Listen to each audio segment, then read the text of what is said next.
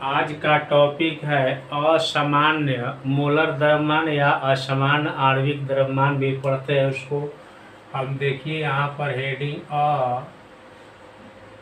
असामान्य मोलर द्रव्यमान लिख दिया।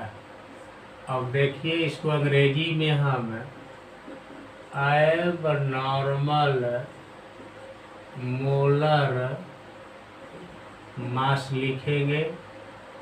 अब असमान मोलर द्रव्यमान क्या है इस पर चर्चा करेंगे हम लोग। देखिए यहाँ लिख रहे हैं तनु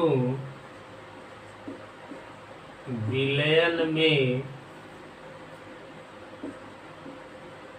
पदार्थ के,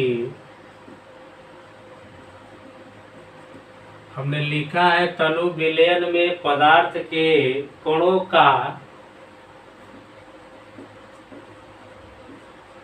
वियोजन या संगुणन होने पर, हमने लिखा है तनु विलयन में पदार्थ के कणों का वियोजन या संगुणन होने पर विलयन में कणों की संख्या परिवर्तित हो जाती है।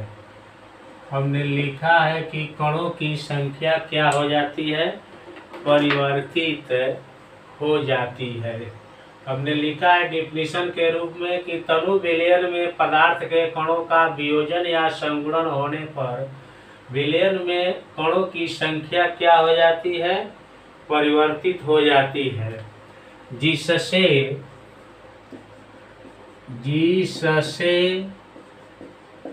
विलय का मोलर द्रव्यमान असामान्य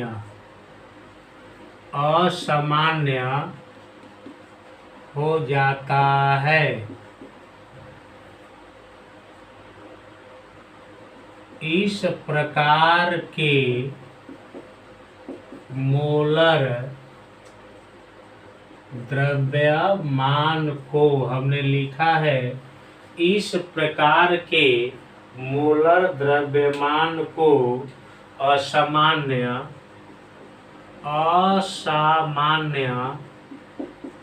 मोलर द्रव्यमान कहते हैं। मान लीजिए कोई पदार्थ है, उसका विलयन बना हुआ है, वह पदार्थ अगर विलयन में वियोजित या संगुणित होगा तो विलयन में उसके कणों की संख्या बढ़ या घटेगी। वियोजन होगा तो बढ़ेगी और संगुणन होगा तो घटेगी, जिससे विलय का मोलर द्रव्यमान असामान्य हो जाता है, माने कम या ज्यादा हो जाएगा। इस प्रकार के मोलर द्रव्यमान को क्या लिखा है हमने, असामान्य मोलर द्रव्यमान कहते हैं। अब रह गया कि किसी विलयन में विलय कणों की संख्या में परिवर्तन दो प्रकार से होता है। देखिए लिख रहे हैं किसी विलयन में विलय के कणों में परिवर्तन दो प्रकार से होता है। परिवर्तन कितने प्रकार से होता है, दो प्रकार से। जब विलय का वियोजन होगा तब एक जो है कणों की संख्या में परिवर्तन होगा, और दूसरा है जब विलय का संगुणन होगा तब उसके कणों की संख्या में क्या होगा, परिवर्तन होगा। तो पॉइंट नंबर 1 लिख रहे हैं। पॉइंट नंबर 1 में लिख रहे हैं विलय। हमने यहाँ पॉइंट नंबर 1 में पहले लिखेंगे विलय अणुओं का संगुणन अंग्रेजी हो जाएगा association of solute molecules. Association of solute molecules. अब इसका डिफिनीशन लिखेंगे। विलयन में विलेय, हमने लिखा है विलयन में विलेय कणों का संगुणन होने पर, हमने लिखा है विलयन में विलेय कणों का संगुणन होने पर अणुओं की संख्या घट जाती है। अब लिखेंगे अणुओं की संख्या घट जाती है, जिससे हमने लिख दिया है अणुओं की संख्या क्या हो जाती है, घट जाती है, जिससे अणुसंख्य गुण के मान में अणु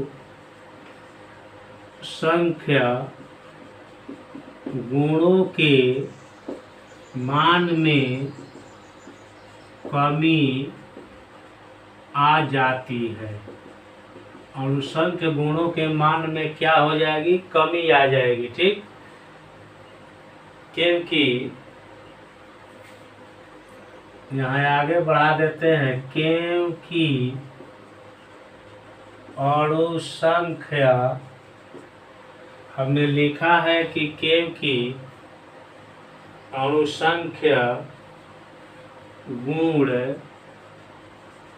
मोलर द्रव्यमान का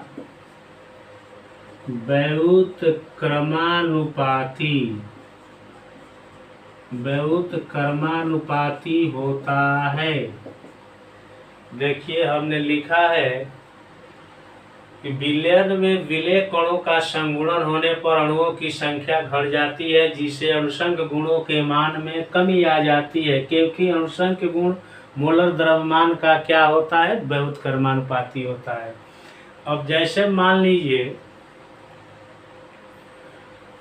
कोई पात्र है, इसमें विलेय के मान लीजिए हम अणु दिखा देते हैं ऐसे ना, देखिए इसमें 4 4 8 12 जो है आपको अणु है।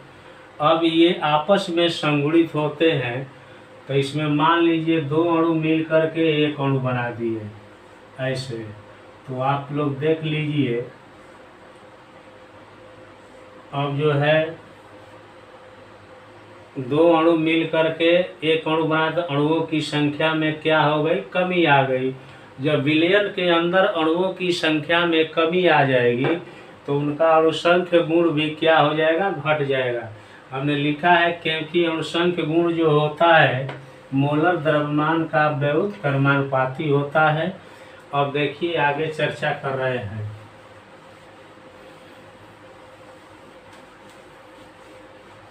अब गणितीय रूप में इसको कैसे लिख देंगे, तब जैसे चर्चा करेंगे। देखिए गणितीय रूप में क्या होगा, अणुसंख्य गुण जो है व्युत्क्रमानुपाती होगा। नीचे लिख देते हैं विलेय का मोलर द्रव्यमान। देखिए अगर विलेय का मोलर द्रव्यमान अधिक होगा तो उसका अणुसंख्य गुण कम हो जाएगा, अगर विलेय का मोलर द्रव्यमान जो है कम होगा तो उसका अणुसंख्य गुण अधिक हो जाएगा, उल्टा होगा।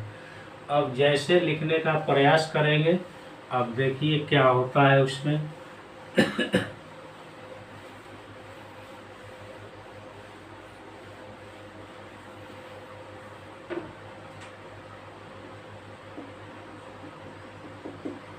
जैसे देखिए लिखने जा रहे हैं, लिख रहे हैं बेंजीन में घुलित एसिटिक अम्ल का मोलर द्रव्यमान 120 होता है ना, जबकि सामान्य मोलर द्रव्यमान 60 होता है। देखिए हमने लिख दिया है, ठीक। ये बता रहा है कि एसिटिक अम्ल का जो फार्मूला होता है उसके आधार पर अगर मोलर द्रव्यमान निकालेंगे तो कितना आएगा, 60 आएगा। और उसको बेंजीन में जब घुला देंगे तो उसका आणविक द्रव्यमान अर्थात मोलर द्रव्यमान 120 होता है। तो 120 जो है असामान्य मोलर द्रव्यमान हो गया। इसका मतलब क्या हुआ, आप देखिए क्या लिखने जा रहे हैं यहाँ पर। इसका अर्थ यह हुआ कि एसिटिक अम्ल के दो अणु हाइड्रोजन बंधन द्वारा संगुणित होकर मतलब जुट करके संगुणित होकर डाइमर का निर्माण करते हैं। डाइमर का मतलब हुआ दो अणु मिल करके जो एक अणु बनाएंगे उसको डाइमर पढ़ा जाता है। अब देखिए कैसे नीचे लिखने जा रहे हैं, जैसे एसिटिक अम्ल का फार्मूला लिख देते हैं। देखिए एसिटिक अम्ल का यही फार्मूला हमने लिख दिया है, CH3COOH हो गया। अब एक जो है यहाँ ऐसे लिख रहे हैं ना, देखिए ये एक अणु इधर से हो गया, ठीक ना, दो अणु हो गए, एक एसिटिक अम्ल का यह अणु हो गया, एक यह हुआ। ये ऑक्सीजन और हाइड्रोजन के बीच जो है बंधन बनता है तो इसको हाइड्रोजन बंधन कहेंगे। तो एक का अणु भार जो है चाहे मोलर द्रव्यमान आपको कितना है, 60 है। तो 120 का मतलब दो अणु जो है आपस में जुड़े हुए हैं, किसके द्वारा, हाइड्रोजन बंधन द्वारा। तो इन दोनों को जुड़ने पर जो निर्माण होता है उसको डाइमर कहा जाता है। यह लिख दिए एसिटिक अम्ल हो गया, ठीक ना। तो ये जो है अणु भार जो हुआ अर्थात मोलर द्रव्यमान कहलाएगा असमान मोलर द्रव्यमान, ये जो है समान मोलर द्रव्यमान हो गया, ठीक ना। अब जो है आगे चर्चा करेंगे दूसरा पॉइंट।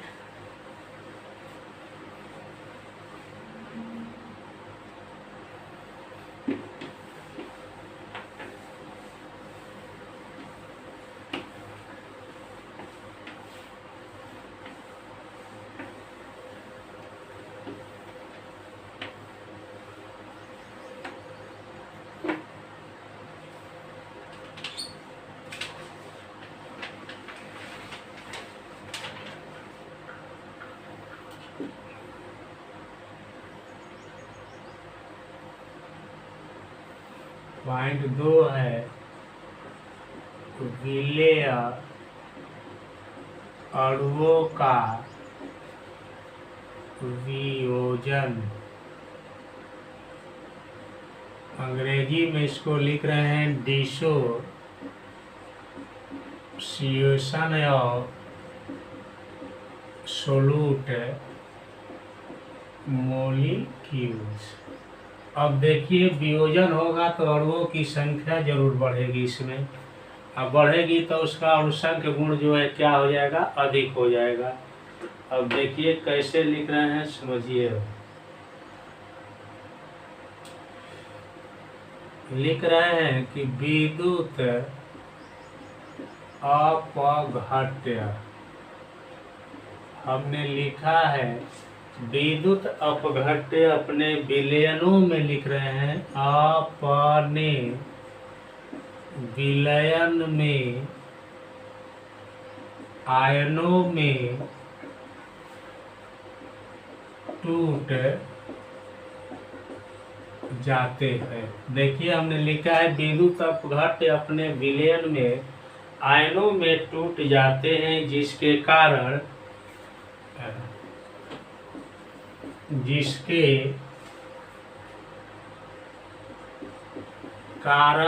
आयनों की संख्या क्या हो जाती है, बढ़ जाती है। अर्थात जिसके कारण कणों की संख्या बढ़ जाती है। फलस्वरूप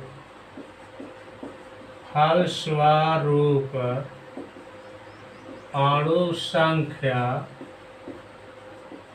गुण का मान भी बढ़ जाता है। कणों की संख्या बढ़ेगी तो उस विलयन का अणुसंख्य गुण भी क्या हो जाएगा, बढ़ जाएगा। क्योंकि अणु संख्या गुण हमने लिख दिया है, क्योंकि अणुसंख्य गुण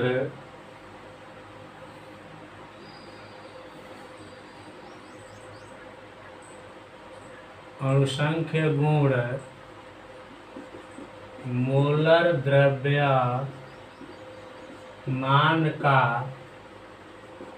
व्युत्क्रमानुपाती होता है। ठीक, देखिए यहाँ लिख देते हैं अणु संख्या गुण जो है बहुत क्रमानुपाती हो जाएगा विलेय का मोलर द्रव्यमान। ठीक, अणु संख्या गुण जो होगा व्युत्क्रमानुपाती होगा विलेय का मोलर द्रव्यमान का, अर्थात मोलर द्रव्यमान कम होगा तो अणु संख्या गुण अधिक हो जाएगा। ठीक ना।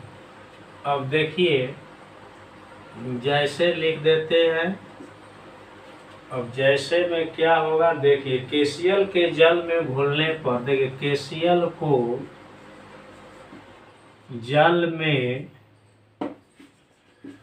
घोलने पर हमने लिख दिया है KCl को जल में घोलने पर K प्लस पोटेशियम आयन और क्लोरीन आयन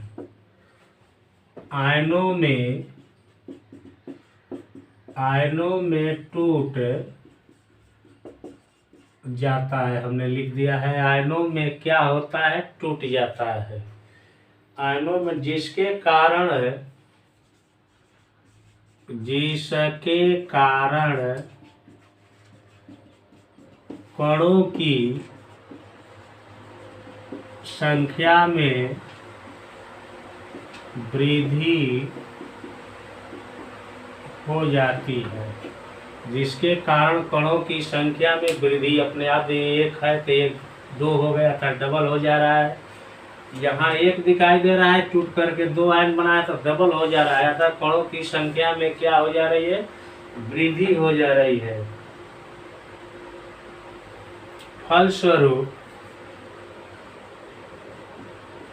फलस्वरूप प्रेक्षित मोलर द्रव्यमान सामान्य मोलर द्रव्यमान का आधा हो जाता है।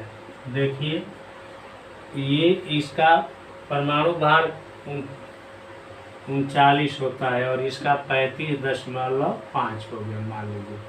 अब जोड़िएगा तो इतना आ रहा है, जो मोलर सामान्य मोलर द्रव्यमान होगा, और ये आयन में टूट गए अगर ऐसे, तो ये जो है 39 हो जाएगा और 35.5 हो जाएगा। तो इसका जो है आधा हो जा रहा है। ठीक, तो यही कह रहा है कि जब वो आयन में टूटेंगे तो आयनों की संख्या बढ़ जाएगी, जिसके कारण जो है अणुसंख्य गुण में क्या हो जाती है, वृद्धि हो जाती है, और जो है मोलर द्रव्यमान जो है क्या हो जाता है, घट जाता है। तो आज जो है इतना ही रहेगा, और अगले एपिसोड में लास्ट टॉपिक चलेगा इसका।